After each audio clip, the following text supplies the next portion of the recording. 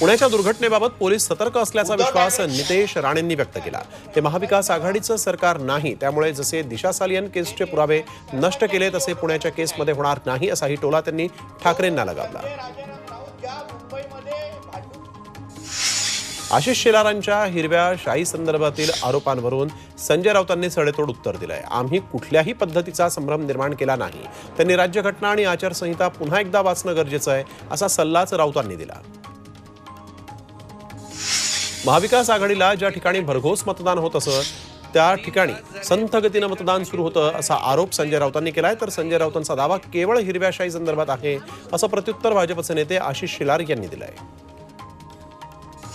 आशिष शेलारांनी उद्धव ठाकरेंच्या आरोपांना उत्तर दिलेलं आहे। निवडणूक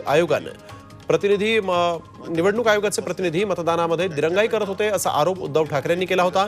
मात्र या संदर्भात पुरावा द्यावा, डोळ्यासमोर हार दिसत असल्याने अमृत नोनी गॅस्ट्रिन, अपचन, ऍसिडिटी, गॅस्ट्रबल ह्यापैकी तुम्हाला कुठलाही गॅस्ट्रिक प्रॉब्लेम झाला, उपाय एकच, अमृत नोनी गॅस्ट्रिन।